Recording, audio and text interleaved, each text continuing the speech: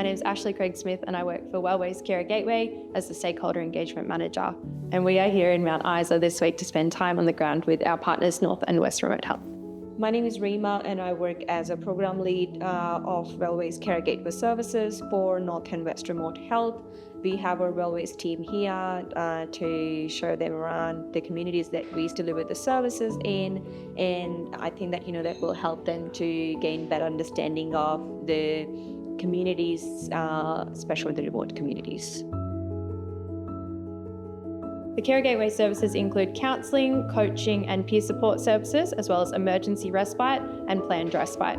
We do that across Queensland and New South Wales in partnership with North West Remote Health. North and West Remote Health provides counselling, carer coaching and peer support group services to the carers. We also facilitate services like respite and financial packages to the clients across Queensland.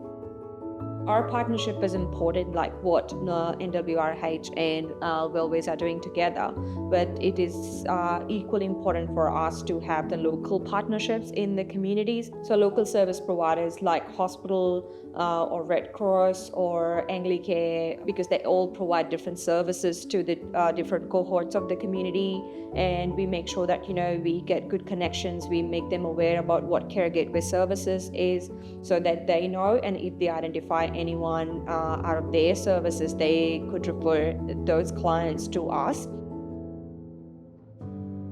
A carer can be anyone. He can be a family member or a friend who is helping a person who has a medical condition or old, frail age or any kind of disability.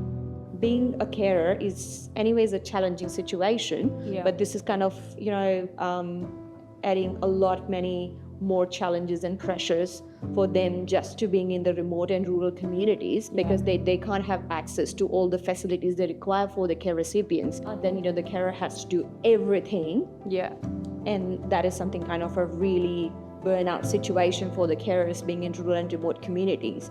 And as Reema said, like a friend or a family member, so it's an unpaid position. North and West Remote Health is specialized in delivering the services with these communities. So we have this kind of a rapport already built with the stakeholders, communities. They have trust in us, know their needs, and then what we do is that we tailor and or modify the services based on their needs. Something really great that we've learnt from North West Remote Health is how they tailor their services to meet community needs. As transport is quite a barrier to accessing services, North and West Remote Health have a bus that they would pick up everybody on and go out to some sort of activity, and they would have their sort of in-person peer support group on the bus, the conversation, they would go out, they would have their activity.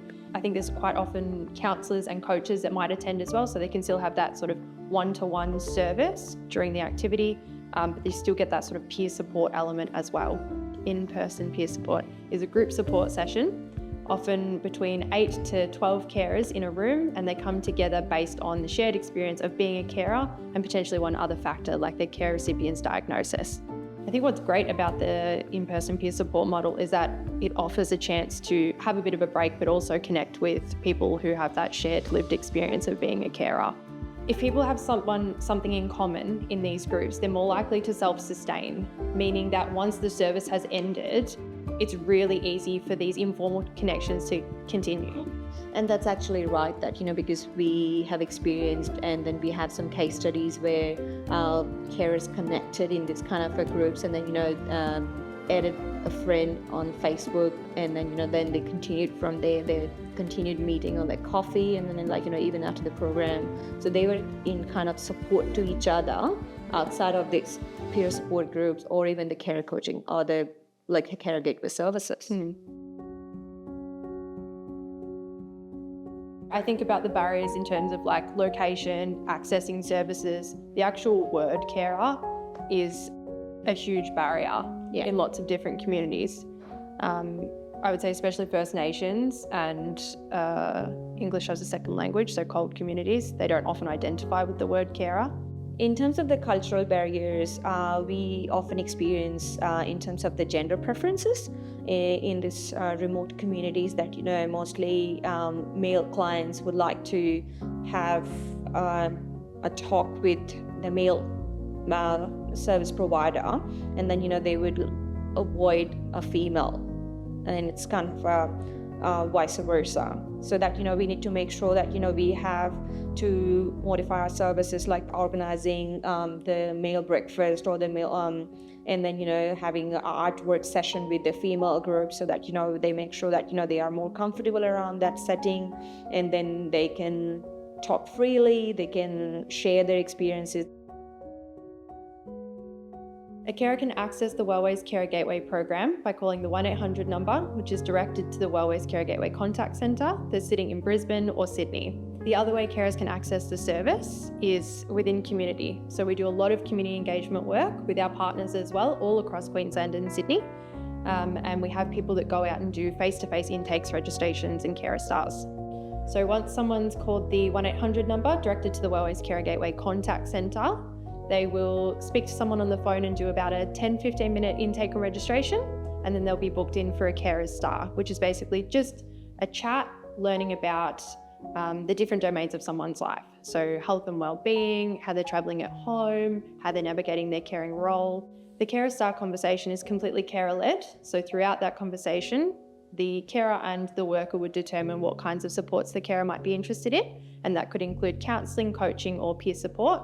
So from there, we'd send out a referral to one of our consortia partners like Northwest Remote Health, or internally Wellways would deliver the service. So for NWRH, we have two ways to get the client in or the carers in for the services. So the one way is that, we get the direct referral from Wellways. And if we are able to, if we have the capacity, then, we accept the referral. The other way is that we have community engagement officers on the field, especially like rural and remote areas that, where the clients do not contact the call centers directly. So that, what we have to go to the clients in the community. Once we do the internal referral, we have a central intake team in Townsville office, and from there that, they identify who is the best clinician going there to provide the counselling services to those communities. So once the care is registered, we utilize different types of service models. We provide services via telehealth, we provide face-to-face services as well, and sometimes due to remoteness of the community, we have to utilize FIFO clinicians. I think an example of how we've changed and adapted the way that we deliver service, especially in rural and remote areas, is bringing in the FIFO model. So having a lot more options for staff flying in from Brisbane through to the different areas across Queensland too, has just made it that much more accessible to carers who wouldn't have been able to access the service otherwise. Okay, our partnership with North and West Remote Health has been really successful. I think Wellways has learned a lot from these consultations, and we are continuing to do so.